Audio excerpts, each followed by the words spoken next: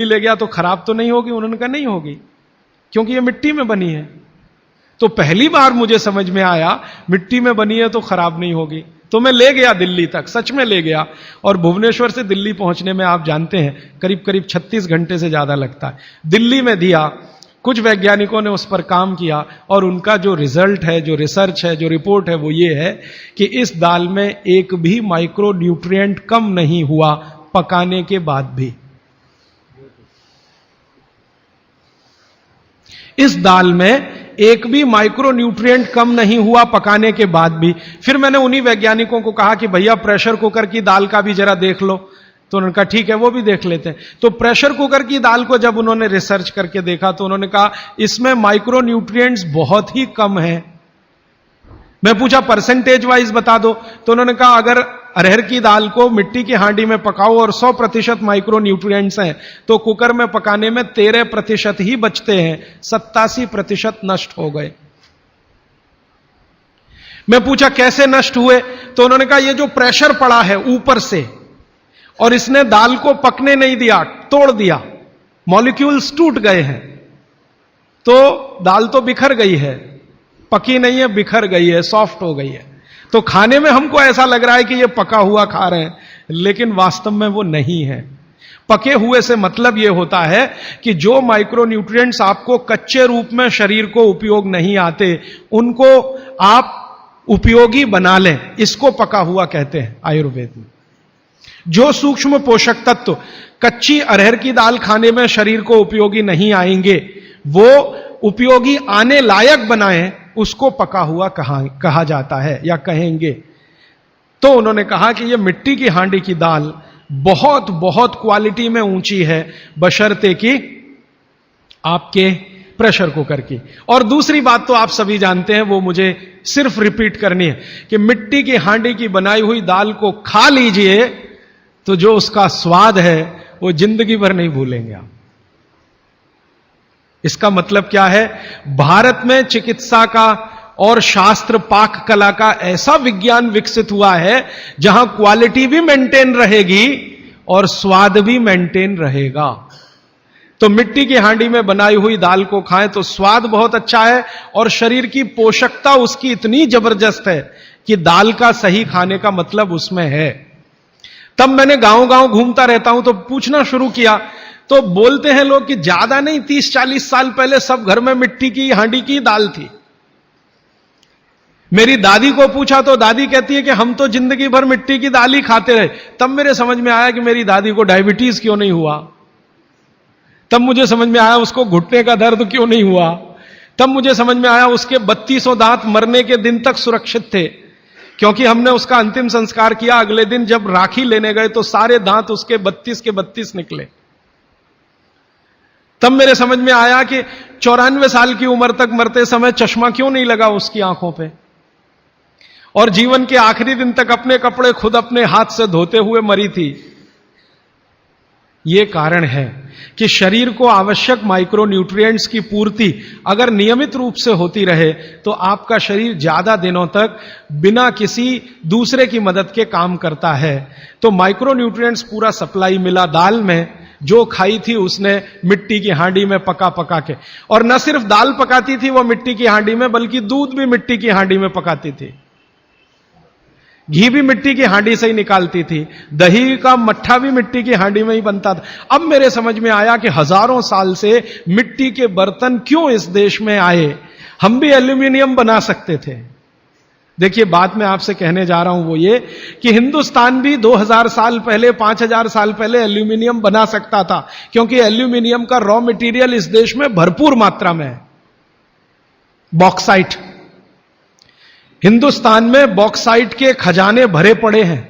कर्नाटक बहुत बड़ा भंडार, तमिलनाडु, आंध्र प्रदेश बॉक्साइट के बड़े भंडार हैं। हम भी बना सकते थे, अगर बॉक्साइट है तो एल्यूमिनियम बनाना कोई मुश्किल काम नहीं है, लेकिन हमने नहीं बनाया क्योंकि उसकी जरूरत नहीं थी।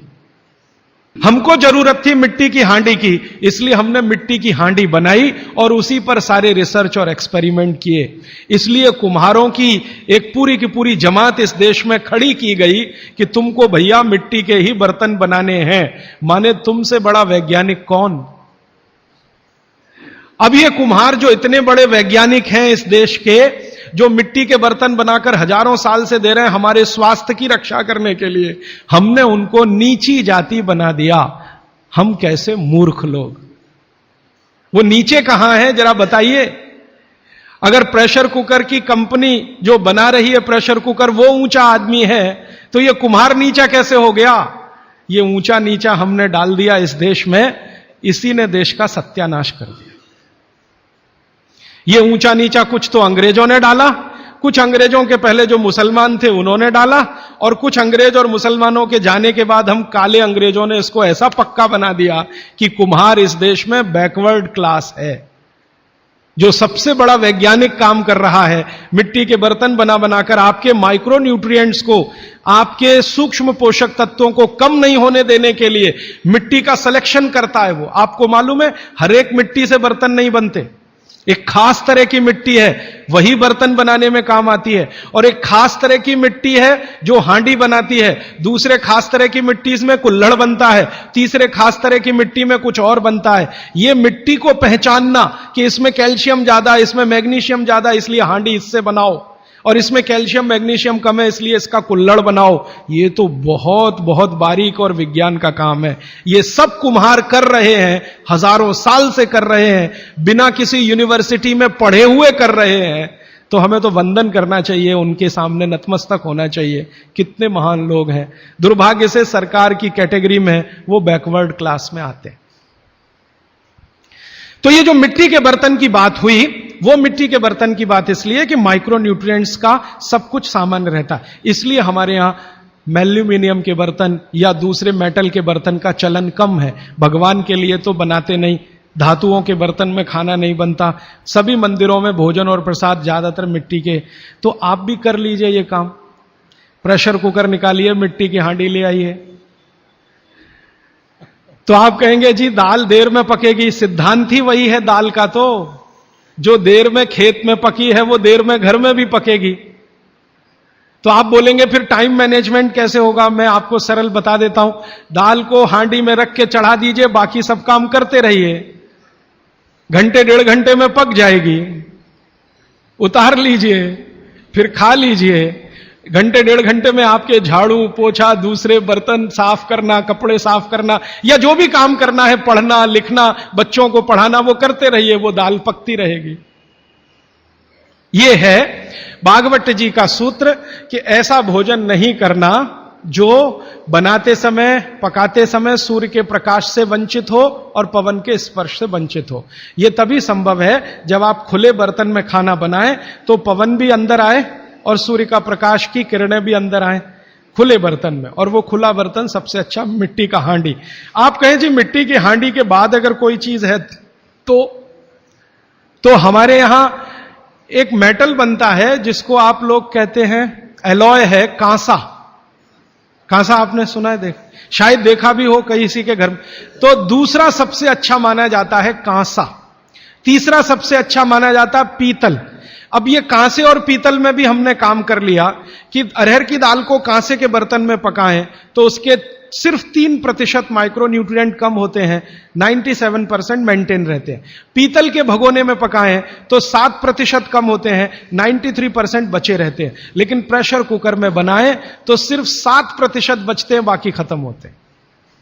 अब आप तय कर लीजिए, आपको लाइफ में क्वालिटी चाहिए तो आपको मिट्टी की हांडी की तरफ ही जाना पड़ेगा।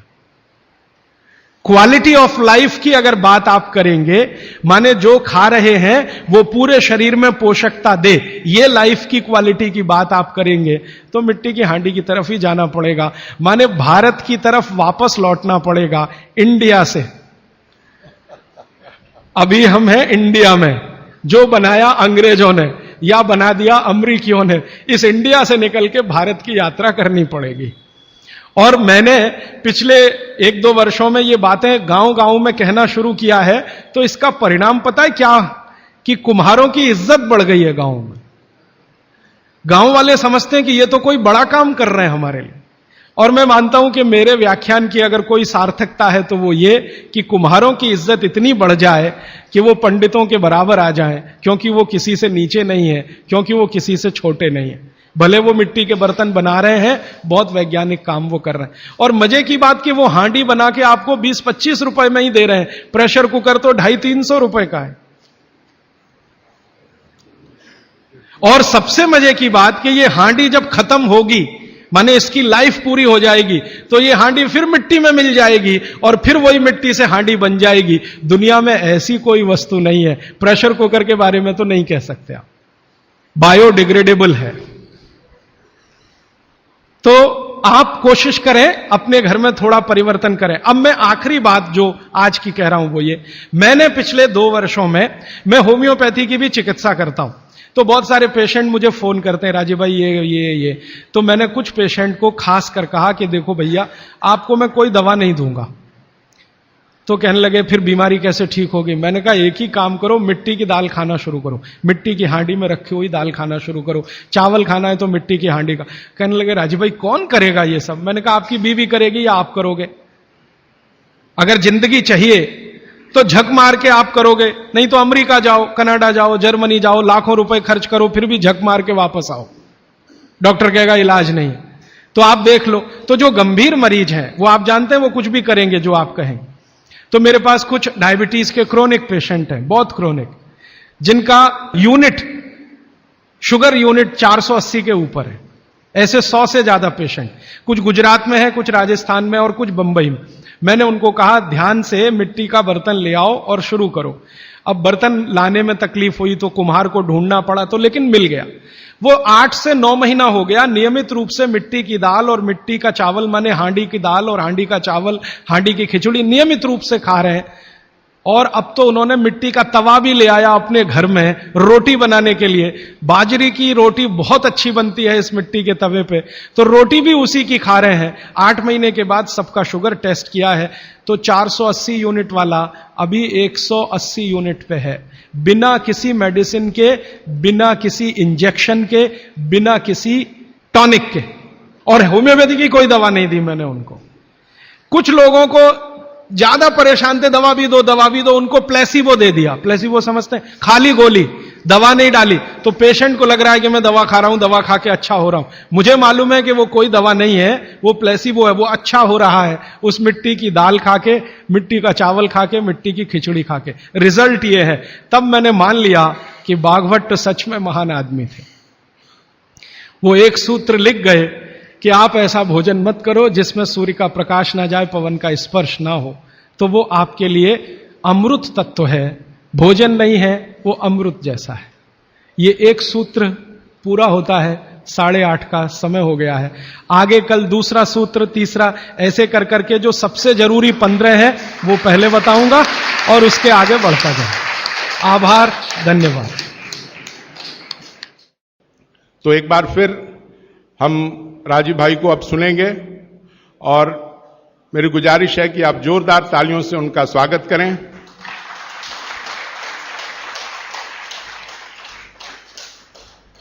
ताली बजाएंगे तो आपके अंदर ऊर्जा का संचार होगा और हवा का स्पंदन आप महसूस करेंगे और वही हवा आपको मिट्टी की खुशबू बिखेरेगी। और अब अपने सूत्रों को बिखेरने आए हैं हमारे भाई राजीव दीक्षित जी। राजीव भाई ने मुझे कहा था कि व्याख्यान के दौरान अगर बाबूजी शोभाकांत जी हमारे बगल में रहेंगे तो एक आशीर्वाद मेरे इर्द गिर्द मंडराएगा, इसलिए उनसे गुजारिश है कि कृपया मंच पर आएं और उनके बगल में बैठें। तो मंच राजीव दीक्षित को समर्पित। कल मैंने आपसे जो बातें कही थी उनमें से बहुत सारी बातें आपको याद होंगी, शायद आपने लिखी भी होंगी। मुझे कल एक जानकारी दी बाबूजी ने, वो जानकारी आप सब तक पहुंचे, ये मेरी उनसे विनती है। उन्होंने जानकारी दी कि एक बार वो टीवीएस ग्रुप है ना, टीवीएस जो यहां का चेन्नई का सबसे बड़ा ग्रुप है और शायद भारत के सबसे बड़े ग्रुप में उनकी गिनती है, उनके घर वो भोजन करने गए थे। तो जरा बताएं। सभी भाई बहनों को नमस्कार। आज से करीब 28-30 साल पहले जब प्रभावती देवी ट्रस्ट एंड प्रभावती जयप्रकाश का विन्यास हुआ था, तो टीवीएस की मलकाइन भी इसकी ट्रस्टी बनी थी और पहला मीटिंग उन्हीं के घर में हुआ था, जिसमें रामनाथ गोयन का, एम रामस्वामी और महालिंगम, जितने भी यहाँ के लुमिनरीज थे, सभी हमारे ट्रस्टी हैं इस संस्था के। तो उन्हीं के घर में पहली मीटिंग हुई थी। तो हम लोगों को खाने पर निमंत्रण भी था, तो खाए तो मैंने कहा, यह दाल बहुत स्वादिष्ट है, जिसके बारे में उन्होंने कहा था कल। तो कहा कि इसको ये कैसे किए हैं? तो बोले, और देखिए चूल्हे के ऊपर में तो मिट्टी का बर्तन था, तो उनके घर में मिट्टी का। मैंने कहा कि तब तो गैस बहुत खर्चा होता होगा। बोला हाँ, गैस खर्चा होता है, लेकिन उसकी परवाह नहीं, खाने में स्वाद आता है, यह है वह है।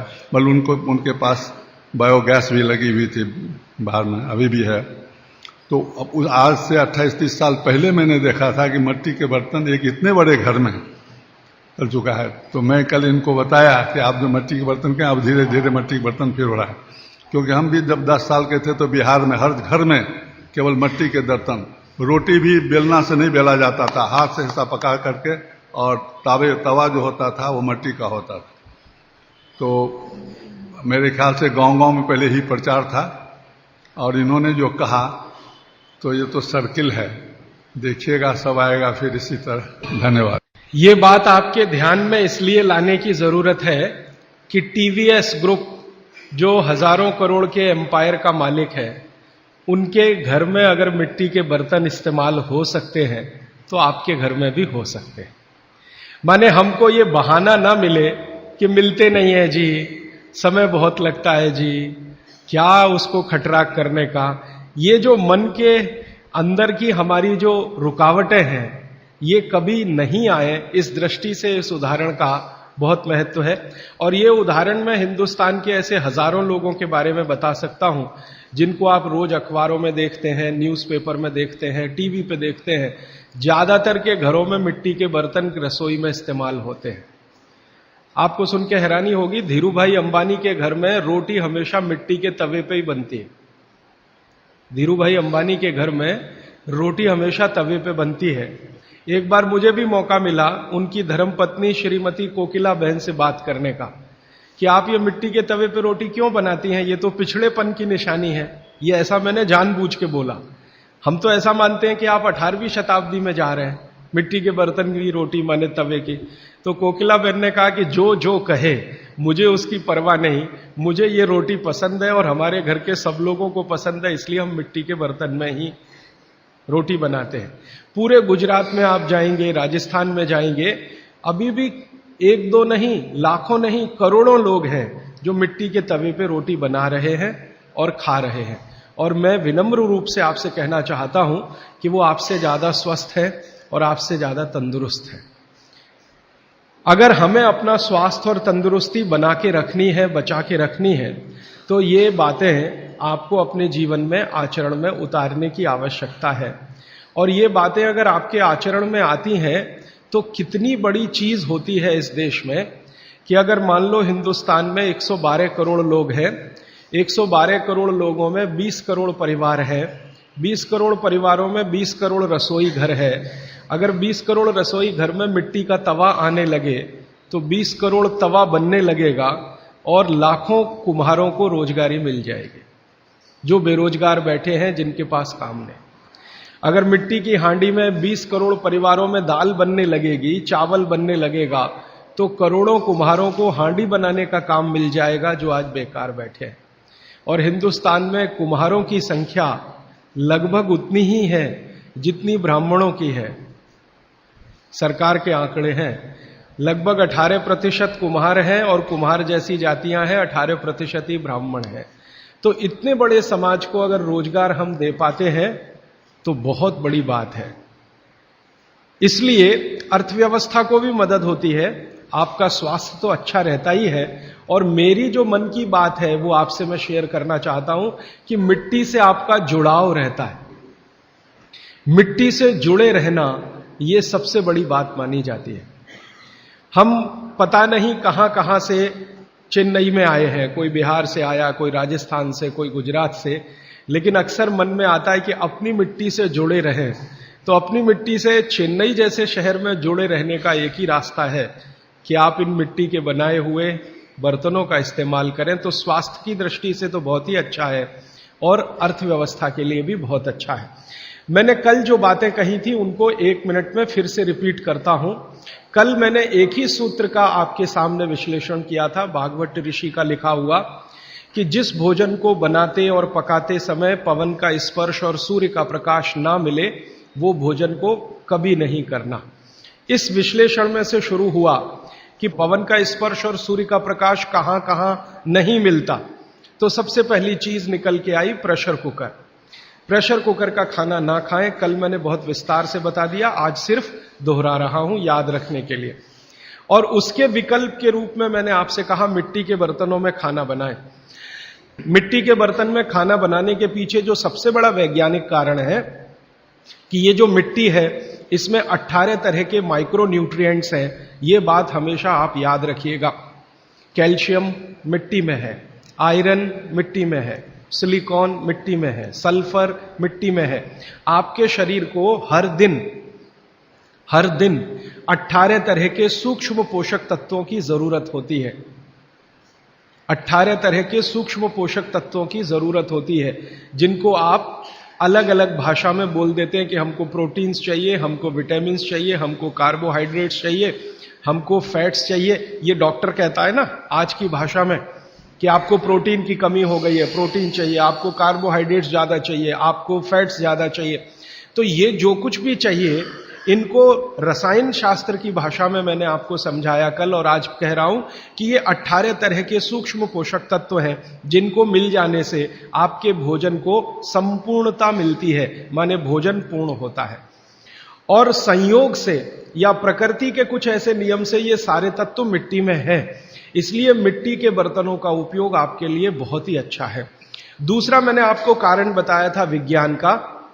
जिस वस्तु को खेत में, कृषि भूमि में पकने में जितना ज्यादा समय लगता है, रसोई घर में भी उसको ज्यादा समय में ही पकाना चाहिए।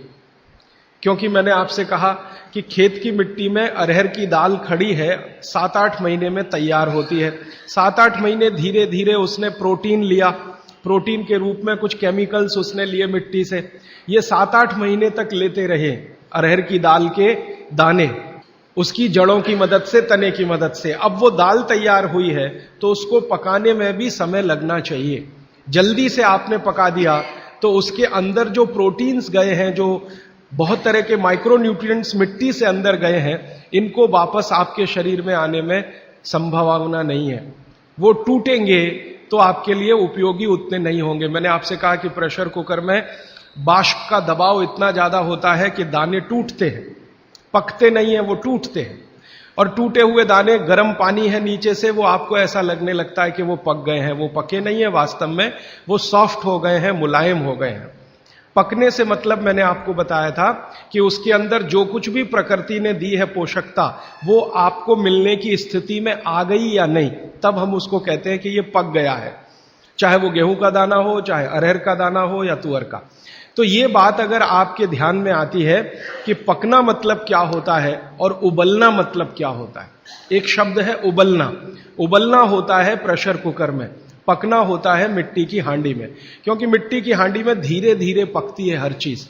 कारण क्या है? मिट्टी जो है ना, ऊष्मा की कुचालक है।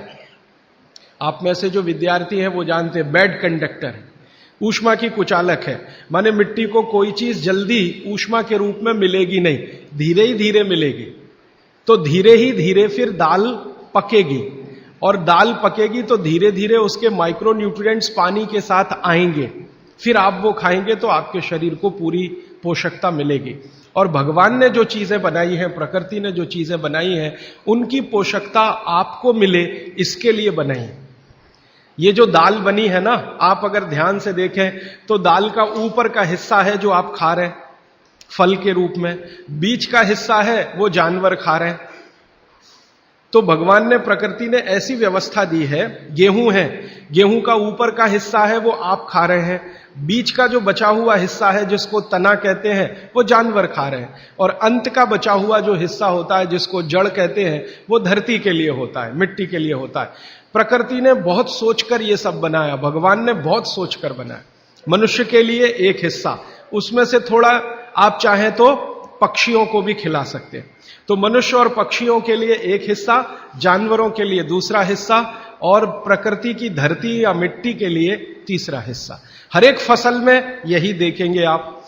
तो जो आपके लिए बनाया है भगवान ने, वो बहुत सोच समझकर बनाया है। जो जानवरों के लिए है वो भी सोच समझकर है, और मिट्टी के लिए, तो उसका अगर जीवन में फायदा उठाएं तो बहुत अच्छा होगा। और बागभट्ट जी इसी के लिए शायद ये सूत्र लिख कर गए। तो कल बहुत ज्यादा बात हुई प्रेशर कुकर के बारे में। आज मैं थोड़ी सी बात करता हूं कल से जुड़ी हुई रेफ्रिजरेटर के बारे में। रेफ्रिजरेटर एक ऐसी वस्तु है जिसमें रखी हुई कोई भी वस्तु को सूर्य का प्रकाश नहीं मिलेगा, पवन का स्पर्श नहीं होगा। आप जानते हैं कि रेफ्रिजरेटर जो काम करता है उसके एक बुनियादी सिद्धांत है। वो क्या सिद्धांत है? आपके रूम का जो टेम्परेचर है, आपके कमरे का जो तापमान है, उससे नीचे का तापमान वो पैदा करेगा। अब ये प्रकृति की मदद से नहीं हो सकता, क्योंकि प्रकृति की मदद से तो आपका रूम टेम्परेचर 30 डिग्री, 35 डिग्री या 22 डिग्री, 25 डिग्री है। तो प्रकृति के विरुद्ध जाकर उसको काम करना पड़ेगा, तो उसके लिए कुछ एक्स्ट्रा एफर्ट्स लगेंगे। तो ऐसी गैस रसायन शास्त्र में जो तापमान को कम करने में काम में आती हैं, उन गैसों का इस्तेमाल रेफ्रिजरेटर करेगा। और एक दो नहीं, ऐसी 12 गैसों का इस्तेमाल रेफ्रिजरेटर करता है, जिनको विज्ञान की भाषा में CFCs कहते हैं, क्लोरोफ्लोरोकार्बन्स, जिसमें क्लोरीन भी है, फ्लोरीन भी है और कार्बन डाइऑक्साइड। अगर आप रसायन शास्त्र की डिक्शनरी निकाल कर देखें, आप में से जिन्होंने पढ़ा है केमिस्ट्री उनके लिए तो आसान है, जिन्होंने नहीं पढ़ा वो डिक्शनरी निकाल कर देखें। क्लोरीन, क्लोरीन के सामने लिखा हुआ है जहर। सीधे डिक्शनरी देखें, टेक्स्ट की बात नहीं कर रहा हूं, एक डिक्शनरी खरीद लें केमिस्ट्री की और क्लोरीन शब्द देखें तो सामने ही लिखा हुआ है जहर। और फिर फ्लोरीन देखें तो अत्यंत जहर, और कार्बन डाइऑक्साइड तो जहर का बाप। आप जानते हैं कि शरीर का ये जो श्वासोश्वास की क्रिया है, प्राणायाम जिसको आप कहते हैं, इसमें आप हमेशा कार्बन डाइऑक्साइड छोड़ते हैं। ये क्यों छोड़ते हैं? रख लीजिए इसको अंदर। अगर इससे इतना ही प्रेम है कि रेफ्रिजरेटर लाके आपने घर के सबसे अच्छे स्थान पर रखा है, जो हर समय कार्बन डाइऑक्साइड से ही खेल रहा है, तो आप अंदर की कार्बन अंदर ही रख लीजिए, बाहर मत छोड़िए। बहुत प्रेम है आपको इससे, तो आप मर जाएंगे। शाम नहीं लगेगी, रात नहीं लगेगी, मिनट में मर जाएंगे। इसलिए प्रकृति ने व्यवस्था ऐसी बनाई है कि कार्बन डाइऑक्साइड जो आपको मार डालेगी, इसको बाहर निकालते रहना है। अब ये बाहर निकले तो आप स्वस्थ रहें। कार्बन डाइऑक्साइड जैसी ही खराब गैसों में क्लोरीन और फ्लोरीन की गिनती होती है। अब ये तीनों, कार्बन से मिला हुआ, क्लोरीन से मिला हुआ, फ्लोरीन से मिला हुआ 12 गैस एक साथ रेफ्रिजरेटर छोड़ता है। CFC1 गैस का नाम है, CFC1, CFC2, CFC3, ऐसी CFC12 तक 12 गैसें एक साथ छोड़ता, 24 घंटे छोड़ता रहता है, क्योंकि वो चालू है आपके घर में। अब इसमें आपने जो कुछ भी रखा है वो सब इन गैसों के प्रभाव में आता है। आप बोलेंगे जी हमने तो भोजन को ढककर रखा है। कितना भी ढक के रखिए, क्योंकि गैसों का असर इतना तीव्र है कि स्टील को तोड़ के निकल जाने वाली गैसें हैं। स्टील के मोटे पट्टे को रख दीजिए, उससे निकल जाने वाली गैस है, हाई प्रेशर की। तो अगर आप इतने सारे जहरीली गैसों से युक्त भोजन को 2 घंटे, 3 घंटे, 5 घंटे उसमें रख के फिर खा रहे हैं, तो माफ कीजिए, आप भोजन नहीं जहर ही खा रहे हैं। बस जहर में अंतर इतना है कि एक जहर है तात्कालिक और दूसरा है दीर्घकालिक। दीर्घकालिक जहर थोड़ा थोड़ा खाएं तो 5-7 साल में पता चला देगा, तात्कालिक खाएं तो 1 मिनट में आपको पता चल जाए।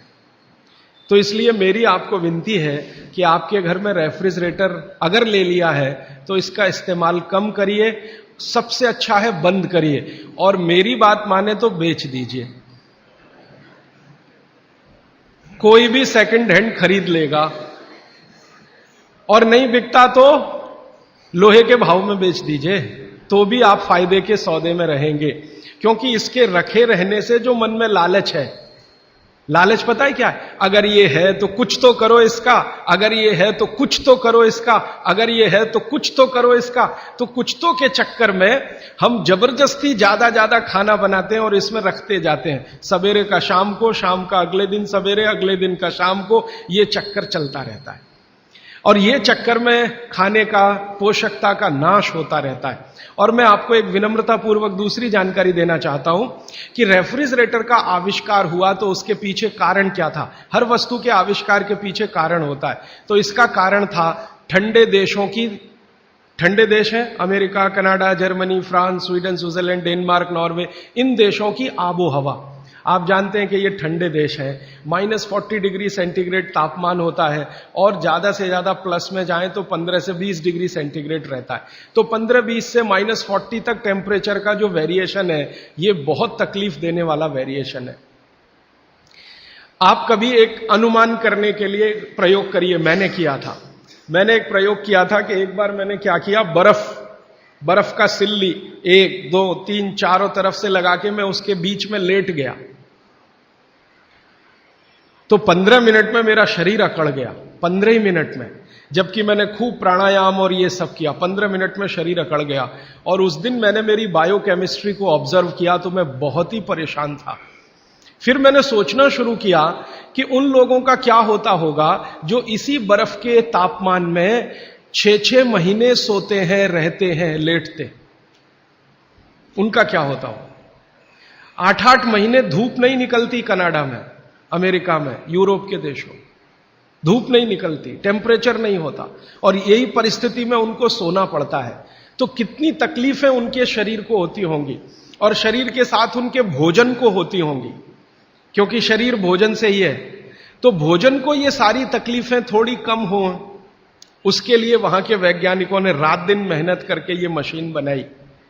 और उन्होंने कहा कि जो टेम्परेचर को हम प्रकृति के रेगुलेशन में है, हम उसे कंट्रोल नहीं कर सकते, कुछ एरिया हम ऐसा बनाएं जिसको हम कंट्रोल कर सकें, हम जब चाहें टेम्परेचर को बढ़ा सकें, घटा सकें। इसके लिए रेफ्रिजरेटर बना।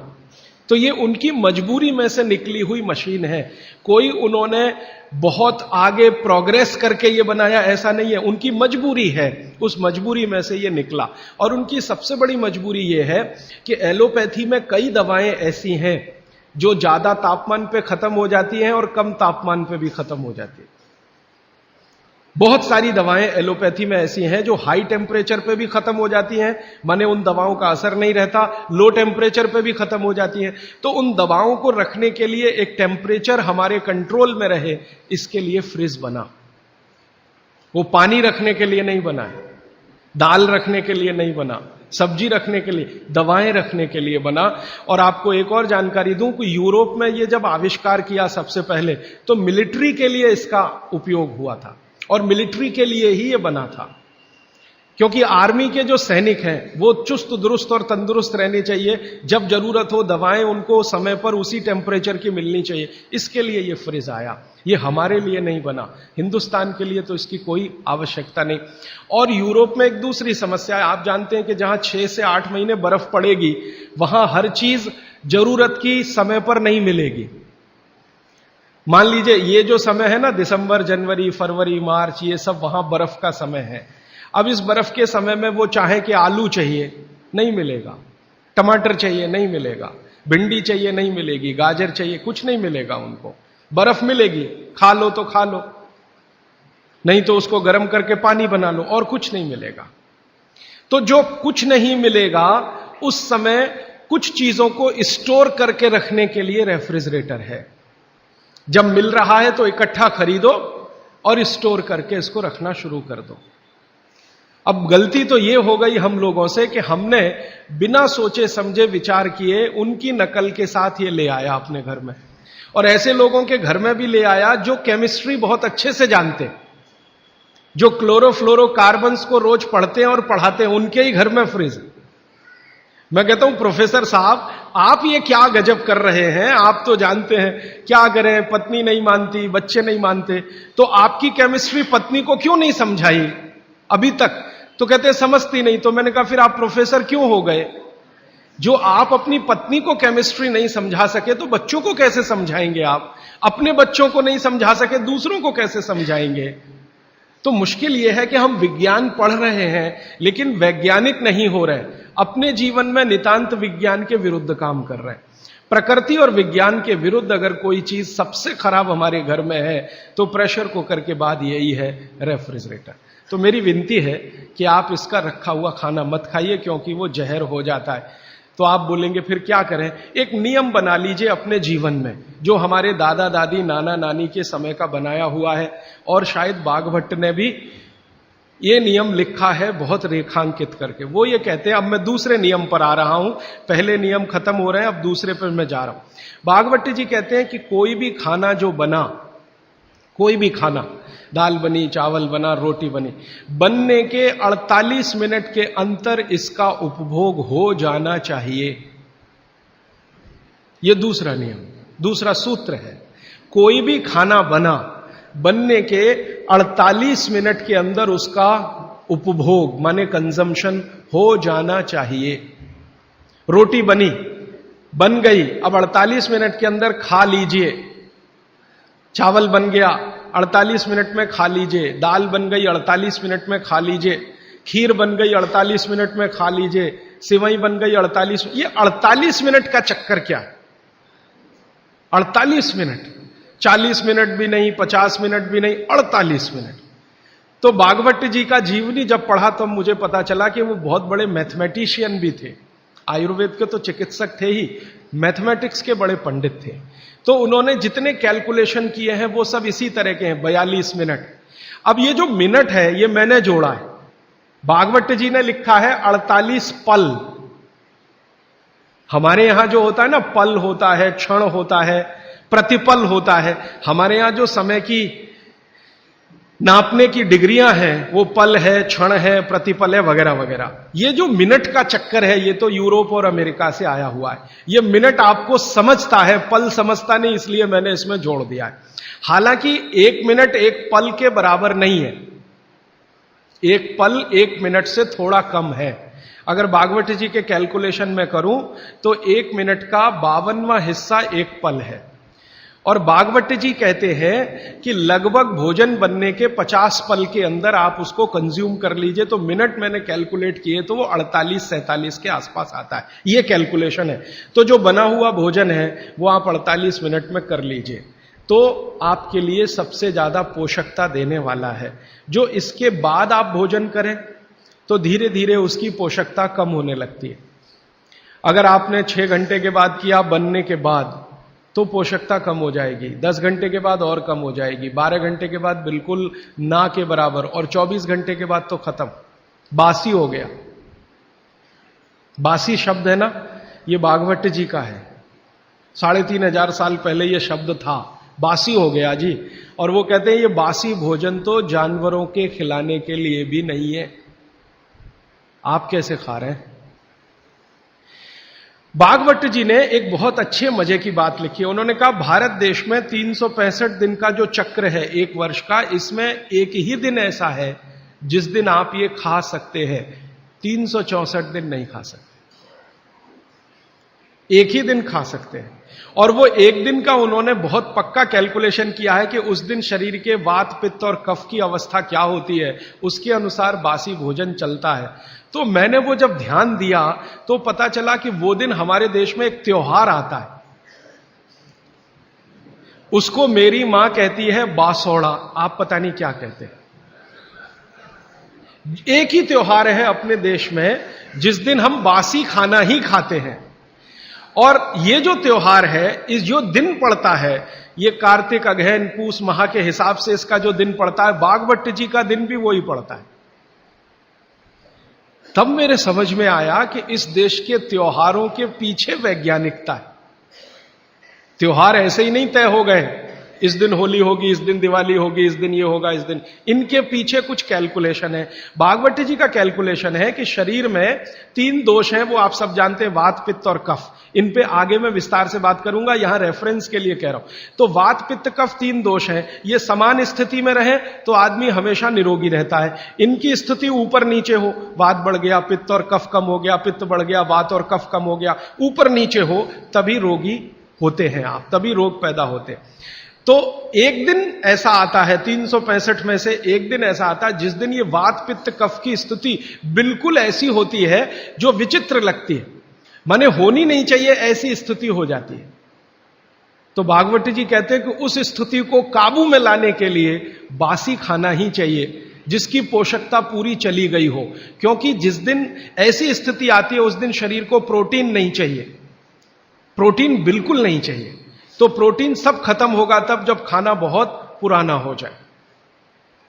तब मेरे समझ में आया कैसी वैज्ञानिकता है। तो आप साल में एक ही दिन बासी भोजन कर सकते हैं।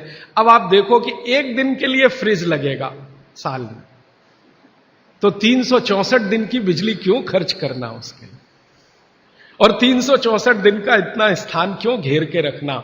चेन्नई में बहुत महंगा है स्थान, 1 स्क्वायर फुट का क्या भाव है, 3000।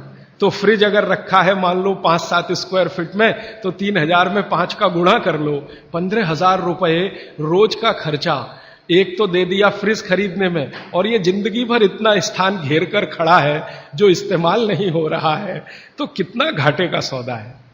तो इस घाटे के सौदे को अपने जीवन में मत लाइए। मेरी विनती है कि जिन्होंने फ्रिज नहीं खरीदा है वो ना खरीदें, जिन्होंने खरीद लिया है वो धीरे धीरे इसका उपयोग कम करें। एक दिन थोड़ा ऐसा आए कि उपयोग उसका बंद ही हो जाए तो आपके जीवन के लिए बहुत अच्छा है। और आप जानते हैं कि आजकल पर्यावरण के प्रदूषण की बहुत चर्चा हो रही है। दुनिया भर के वैज्ञानिक परेशान हैं कि क्लाइमेट चेंज हो रहा है, सर्दी कम हो रही है, गर्मी बढ़ रही है। सर्दी कम होने में और गर्मी बढ़ाने में जिन गैसों का सबसे बड़ा योगदान है वो यही गैसें हैं, CFC1, CFC2, CFC3, CFC12 तक। तो सारे दुनिया के देश परेशान हैं कि क्या करें क्या करें। अभी इंडोनेशिया के बाली द्वीप में 7 दिन का सम्मेलन हुआ। अमेरिका, जर्मनी, भारत जैसे 156 देशों के राष्ट्रपति प्रधानमंत्री 7 दिन झक मार रहे थे यही बात के लिए कि भाई CFC का प्रोडक्शन कम कैसे किया जाए। तो इसमें थोड़ा आप भी सहकार कर दीजिए। ये प्रोडक्शन कम होने के लिए फ्रिज की जरूरत बंद करने की है, तो ये प्रोडक्शन कम होगा। तो इसलिए मैंने कल आपसे कहा था कि फ्रिज का भी खाना ना खाएं, समय का ध्यान रखें। ये बात हमेशा याद रखें कि बना हुआ खाना 48 मिनट के अंदर खा लेना चाहिए। अब ये 48 मिनट का जो कैलकुलेशन है, कल मैं इस पे आपसे और ज्यादा विस्तार से बात करूंगा, क्योंकि एक सूत्र कल आएगा। आज बस इतनी सी बात। और एक तीसरी बात जो मैंने कल आपसे शुरू की थी, माइक्रोवेव ओवन। माइक्रोवेव ओवन भी कुछ इसी तरह का किस्सा है। इसमें भी टेम्परेचर को आप कंट्रोल करते हैं, और माइक्रोवेव ओवन में कोई भी चीज आप जब रखते हैं ना गर्म करने के लिए, तो वो चीज का एक हिस्सा गर्म होता है, पूरा नहीं होता। गर्म होने के लिए हमारी जो कल्पना है वो चारों तरफ से एक साथ एक जैसा टेम्परेचर आए। वो पानी ही कर सकता और कोई चीज नहीं है दुनिया। पानी गर्म करके उसमें कोई चीज डालें तो सही गर्म होती है, और माइक्रोवेव ओवन में पानी का कोई काम नहीं। और ये माइक्रोवेव ओवन भी यूरोप और अमेरिका के लिए है, क्योंकि वहां बहुत ठंडी है, आपके लिए नहीं है, क्योंकि यहां तो बहुत गर्मी है। तो अब हमारे घर में क्या हुआ है वो मैं विनम्रता पूर्वक आपसे कहता हूं, आपने कुछ चीजों को स्टेटस सिंबल बना रखा है, वो बदल दीजिए। ये स्टेटस सिंबल नहीं है, ये मजबूरी की चीजें हैं। कहते हैं ना मजबूरी में हमने ये किया, मजबूरी में हमने ये किया। तो आप मान लीजिए कि मजबूरी में फ्रिज लाया, मजबूरी में माइक्रोवेव ओवन लाया, मजबूरी में प्रेशर कुकर लाया। ये कोई छाती ठोक के बताने की बात नहीं है कि मेरे घर में फ्रिज है, या मेरे घर में माइक्रोवेव ओवन है, या मेरे घर में। आप इसको शर्म से बताइए कि मैं क्या बताऊं, मेरी मजबूरी थी, उस दिन दिमाग कुछ फिर गया था, मेरा विवेक शून्य हो गया था, तो मैंने मेरे खून पसीने की कमाई बर्बाद कर दी और ये ले आया। तो ये इस तरह से कहना जब शुरू करेंगे तो थोड़े दिन में आपकी भावना अपने आप बदल जाएगी और ये चीजें आपके बाहर निकल जाए। ये जो 48 मिनट का कैलकुलेशन है, ये जैन दर्शन में भी है। आप में से कोई भी जैन समाज के लोग होंगे तो मेरी बात आपको बहुत जल्दी समझ में आएगी। जितने भी जैन साधु संत हैं उनके मुंह से आप यही सुनेंगे, पानी में 48 मिनट के बाद जीव राशि पैदा हो जाती है और वो जीव राशि फिर बढ़ती ही चली जाती है, करोड़ों से अरबों, अरबों से खरबों में चली जाती है। तो ऐसा पानी नहीं पीना चाहिए क्योंकि जीव हत्या होती है और उसका पाप लगता है। तो जैन दर्शन ने इसको अहिंसा के साथ जोड़ा है और भागवत जी ने इसको स्वास्थ्य के साथ जोड़ा है। मूल बात एक ही है।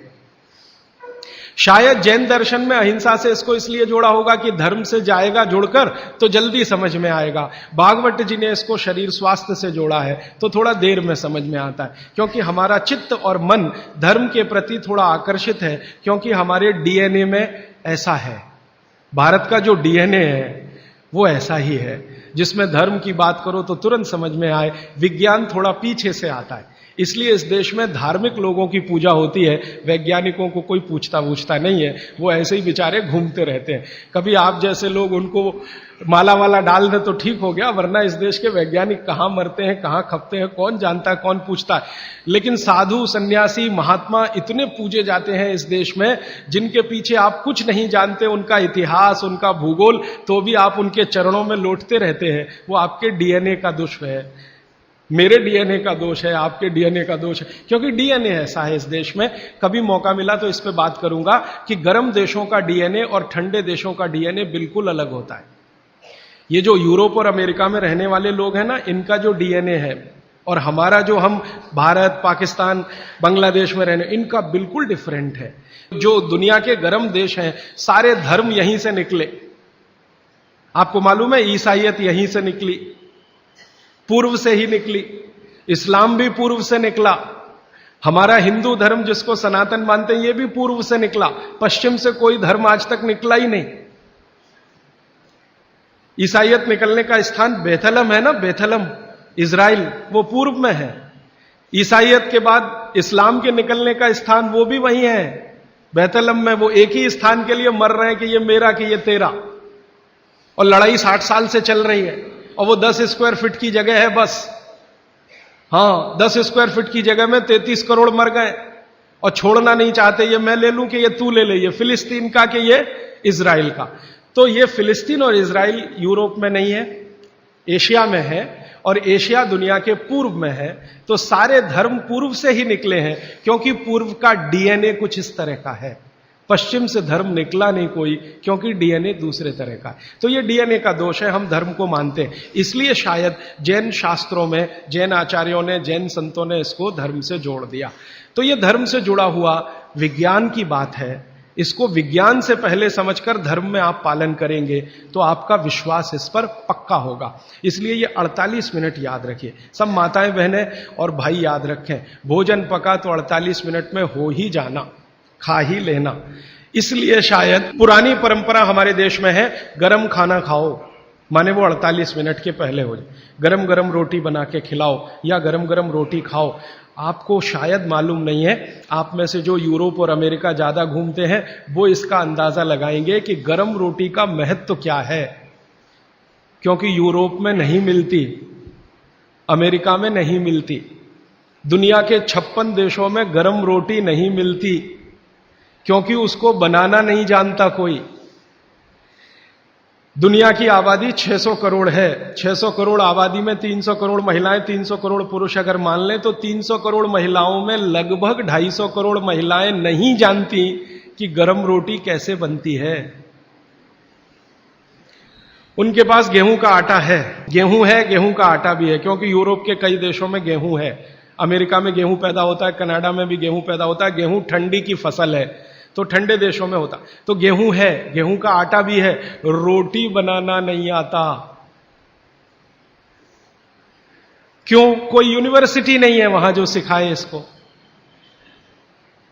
कोई कॉलेज नहीं है जो सिखाए इसको। तो यूनिवर्सिटी, कॉलेज नहीं है, और कोई मां नहीं है जो अपनी बेटी को सिखाए, क्योंकि मां को नहीं आता तो बेटी को क्या सिखाए। और हजारों लाखों सालों से वहां ये चक्कर चल रहा है, रोटी बनाना नहीं आता। किसी यूरोपियन और अमेरिकन व्यक्ति के बारे में अभी एक छोटा सा किस्सा बताता हूं। थोड़े दिन पहले हमारे पास एक दंपत्ति आए फिनलैंड से, एक पति और एक पत्नी दोनों आए।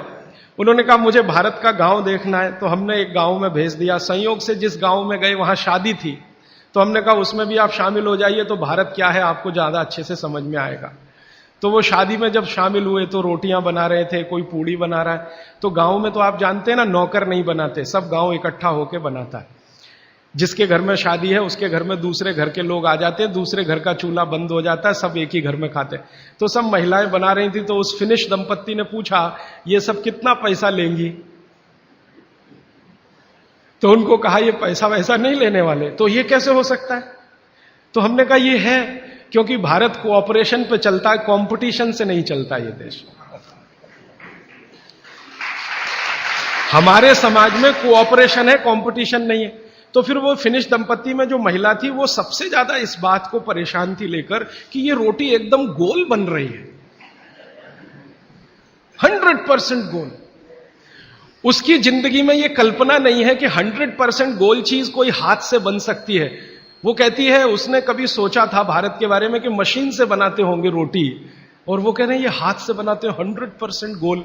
तो उसका जितना कैमरे में रील थी उसने सब उसी पे खर्च कर दी, गोल रोटी बना के देखने में उसको। माने आपको मैंने ये उदाहरण इसलिए दिया कि उनके लिए ये अजूबा है, उनको लगता है कि कोई महिला ये कर पाए। और मैंने जब वो जा रहे थे तो पूछा आपको भारत में कौन सी चीज सबसे अच्छी? तो उनका ये जो रोटी है गोल, ये सबसे महत्वपूर्ण वस्तु है जिसकी वैल्यू हमारे लिए सबसे ज्यादा है, क्योंकि हम जानते नहीं ये कैसे बनती है। और आपके घर में हर मां बहन इसको बना सकती है, 10-12 साल की बहन भी आसानी से बना सकती है।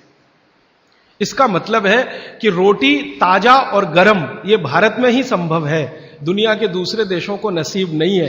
तो आप समझ लीजिए कि आपके पास कितनी वैल्यूएबल चीज है गरम रोटी, और उसको आप छोड़कर ठंडी करके खाएं तो ये आपका दुर्भाग्य है, सौभाग्य नहीं। तो रोटी को गरम गरम ही खाएं, गरम गरम ही खिलाएं। यूरोप में कोई किसी को खिलाता नहीं क्योंकि कोई बनाता नहीं और जानते भी नहीं। वहां तो बेचारे 3-3 महीने पुरानी रोटी खाते हैं, जिसको डबल रोटी कहते हैं, पाव रोटी कहते हैं। मैंने एक सिंपल कैलकुलेशन किया था कि पाव रोटी बनने के बाद और खाने तक 90 दिन निकल जाते हैं अमेरिका और यूरोप में। पता है क्या कि गेहूं हर जगह होता नहीं, कुछ जगह होता। तो गेहूं बड़े बड़े ट्रक में भर के वहां तक जाता है जहां गेहूं को पीसने वाली चक्कियां लगी हुई हैं, फ्लोर मिल्स, वहां उनका आटा बनता। फिर वो आटा ट्रक में भर भर के फिर वहां जाता है, फिर जाकर उससे डबल रोटी बनती है, फिर वो वहां से बनकर कहीं और जाती है। फिर ऐसी चक्कर में 90 दिन निकल जाते हैं। हमारे आयुर्वेद शास्त्र में भागवत जी कहते हैं कि आटे को जितना ताजा इस्तेमाल किया उतना ही बेहतरीन है। आटे के बारे में वो कहते हैं जितना ताजा इस्तेमाल किया उतना ही बेहतरीन है। रोटी के बारे में कहते हैं 48 मिनट के अंदर खा लेना चाहिए। और पिसा हुआ आटा वो ये कहते हैं कि 15 दिन से ज्यादा पुराना कभी भी मत खाना, 15 दिन मैक्सिमम, वो भी गेहूं के लिए। ये चना और मक्की और ज्वारी, इसके लिए तो 7 ही दिन कहा हुआ, 7 दिन से ज्यादा पुराना नहीं खा सकते, क्योंकि वही किस्सा है, उसकी माइक्रो न्यूट्रिएंट कैपेसिटी लगातार कम होती चली जाती है। तो अब आप बोलेंगे जी ताजा आटा कहां से लाएं? चक्की है, जिंदाबाद। हिंदुस्तान में हजारों लाखों वर्षों से आटा ताजा बनाकर रोटी बनाने की परंपरा है कि नहीं? जो माताएं यहां बुजुर्ग हैं, इन्होंने अपना गांव देखा होगा, अपने गांव के घर की चक्की देखी होगी। ये चक्की पे मैंने थोड़ा रिसर्च किया कि ये क्या अद्भुत चीज बनाई है हमारे ऋषि मुनियों ने। ये दुनिया की ऐसी अद्भुत मशीन है जो आपको ताजा आटा तो देती ही है आपके शरीर की स्वास्थ्य के लिए, और आपके अंदर की मांसपेशियों को हमेशा फ्लेक्सिबल रखती है। और हमारे घरों में ये जो चक्की चलाने का काम माताएं करती रही हैं, मैंने इन माताओं पर एक छोटा सा रिसर्च अभी पिछले साल पूरा किया। मेरे एक दोस्त हैं, आयुर्वेद के चिकित्सक हैं, उनके साथ मिलकर, वो गांव में रहते हैं। तो मैंने कहा आप गांव की कुछ महिलाओं पर अध्ययन करिए कि जो चक्की चलाती हैं, इनके बारे में जरा पता करिए। और जो चक्की नहीं चलाती, पिसा हुआ आटा लाती हैं। तो उन्होंने कहा जो चक्की चलाने वाली माताएं हैं, उनके गांव में 90 माताएं हैं, किसी को भी सिजेरियन डिलीवरी नहीं हुई है। चक्की चलाने वाली माताओं के पैरों में दर्द नहीं है। चक्की चलाने वाली माताओं को कभी भी कंधा नहीं दुख रहा है, गर्दन नहीं दुख रही है, नींद अच्छी आ रही है, डायबिटीज नहीं है, हाइपरटेंशन नहीं है, ब्लड प्रेशर नहीं बढ़ा है, 48-50 बीमारियां नहीं है। और जो माताएं पिसा हुआ आटा ला रही हैं, कैप्टन कुक, आईटीसी का, उनके घरों में डायबिटीज भी है, अर्थराइटिस भी है, हाइपरटेंशन भी है, ये भी है वो। तो मैंने वो वैद्य जी को कहा कि आप क्या मानते हैं ये जो चक्की चलाने वाली माताएं, ये ऐसा क्या विशेष काम कर रही हैं? तो उन्होंने मुझे समझाया, वो मेरे भी समझ में आया, आपको भी समझ। हम जब चक्की चलाते हैं तो एक दिन चला के देखिए तो आपको समझ में आए। सबसे ज्यादा दबाव पेट पे पड़ता है, हाथ पे इतना नहीं है, पेट पे दबाव है। और मां के पेट में एक एक्स्ट्रा ऑर्गन है जो पिता के पेट में नहीं है, जिसको गर्भाशय कहते हैं। ये गर्भाशय आपके पेट के बिल्कुल बीचों बीच हिस्से में, चक्की चलाते समय सबसे ज्यादा जोर वहीं है। और गर्भाशय के बारे में आयुर्वेद के सारे रिसर्च और आधुनिक विज्ञान के सारे रिसर्च ये कहते हैं कि ये गर्भाशय के आसपास के एरिया में जितना हलन चलन हो उतनी इसकी फ्लेक्सिबिलिटी है। फ्लेक्सिबिलिटी माने मुलायमियत, अंग्रेजी शायद आप समझ जाएंगे, फ्लेक्सिबिलिटी, मुलायमियत। इलास्टिसिटी एक शब्द होता है अंग्रेजी में, इलास्टिसिटी। इलास्टिसिटी का मतलब जब चीज की जरूरत पड़े तो उसको तान देना, जब जरूरत पड़े तो उसको संकुचित कर दे। ये हमारे गर्भाशय का सबसे बड़ा गुण है। इसी गुण के कारण बच्चे का जन्म होता है। और ये गुण को बनाए रखने में सबसे बड़ी भूमिका है हलन चलन। वहां आसपास मांसपेशियां, उनका हलन चलन रहे। तो ये हलन चलन सबसे अच्छे तरीके से, मैंने खुद चला के देखा चक्की, ये सबसे ज्यादा पेट के हिस्से में ही होता है। तब मेरे समझ में आया कि जो माताएं नियमित रूप से चक्की चला रही हैं उनको सिजेरियन डिलीवरी नहीं हो रही है, क्योंकि गर्भाशय की इलास्टिसिटी मेंटेन है, तो आसानी से बच्चा बाहर आ रहा है बिना किसी ऑपरेशन के। तब मुझे ध्यान आया कि हमारी जो पुरानी माताएं हैं उनके 8-8, 10-10 बच्चे होते थे, कभी सुना नहीं कि सिजेरियन। वो दाई आती थी गांव की, जो एमबीबीएस नहीं है, एमडी नहीं है, एमएस नहीं है, और बच्चे करा के चली जाती थी, ऐसे ही जैसे दाल पका के कोई चला गया या चावल पका के कोई चला गया। हां, ऐसे होता है। तो हमने इस बात को जब ध्यान दिया तब मेरे मन में आया कि इसको थोड़ा और बड़ा रिसर्च करना चाहिए। तो इसी चेन्नई में मेरे एक मित्र हैं, उनकी पत्नी और वो मिलके 15-16 साल से इसी विषय पे काम कर रहे हैं कि बच्चे को बिना किसी डॉक्टर की मदद के या सीजर ऑपरेशन के बाहर कैसे लाया जाए। तो उनका 15-16 साल का रिसर्च ये कहता है कि ये सिर्फ चक्की की मदद से ही हो सकता है। और आयुर्वेद तो यहां तक कहता है कि मां का गर्भ 7वें महीने तक चक्की चलाने की अनुमति देता है। मां को 7वें महीने तक चक्की चलवाई जा सकती है, 8वें महीने में नहीं, फिर उसको बंद कर देना अच्छा है। और उतने 7 महीने की चक्की आपके लिए पर्याप्त है कि वो बच्चा बिना सीजर के हो। और जो बच्चे बिना सीजर के हैं उनके जीवन को आप देख लें, और जो सिजेरियन है उनके जीवन को देख लें, जमीन आसमान का अंतर है। सीजर बच्चे ज्यादा बीमार हैं, समय समय पे बीमारियां हैं। जो बिना सीजर हैं वो सब स्वस्थ हैं, दुरुस्त हैं, तंदुरुस्त हैं। ब्रेन का डेवलपमेंट भी उनका अच्छा है, लॉजिक को डेवलप करने की कैपेसिटी, कल्पनाशीलता उनमें दूसरे बच्चों से ज्यादा है। तो भागवत जी का सूत्र है कि खाना बना तो 48 मिनट में खाएं, और खाना बनाने वाली जो वस्तुएं हैं जिनमें सबसे महत्वपूर्ण है आटा, गेहूं का आटा 15 दिन से ज्यादा पुराना ना खाएं, जवारी, बाजरी और मक्की का आटा 7 दिन से पुराना ना खाएं। और वो ये कहते हैं कि रोज का हो तो सबसे अच्छा, सुबह बनाएं और शाम को आटा इस्तेमाल हो जाए तो वो सबसे अच्छा, ज्यादा दिन पुराना ना हो। तो अब आप इसको अपने जीवन में कैसे उतारेंगे इस सूत्र को? अगर संभव हो तो एक एक चक्की ले लीजिए, संभव हो तो। इससे कई फायदे हैं। आपको सबसे बड़ा फायदा तो यह है कि आपके घर में मां है, कोई बहन है, उसको मां बनने के समय ये बहुत मदद करेगी चक्की। दूसरा, आपका वेट कम करने में बहुत मदद करेगी चक्की। अगर आपको एक्स्ट्रा वेट है और आप उसको लूज करना चाहते हैं तो 15 मिनट सुबह चक्की चलाया पर्याप्त है। 15 मिनट सुबह अगर आपने चलाया, 3 महीने बाद आप देखना 12 से 13 किलो वजन कम होगा आपका, सिर्फ 15 मिनट की चक्की। रामदेव जी चक्की चलवाते हैं कि नहीं? आप चलाते हैं कि नहीं? लेकिन वो चक्की चलाते हैं जिसमें कुछ होता ही नहीं है। ऐसे ऐसे चलवाते हैं कि नहीं?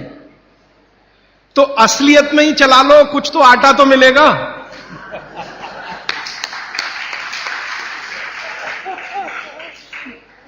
कम से कम आटा तो निकलेगा, बाई प्रोडक्ट। यहां तो कुछ निकल ही नहीं रहा है, बस ऐसे ऐसे चला।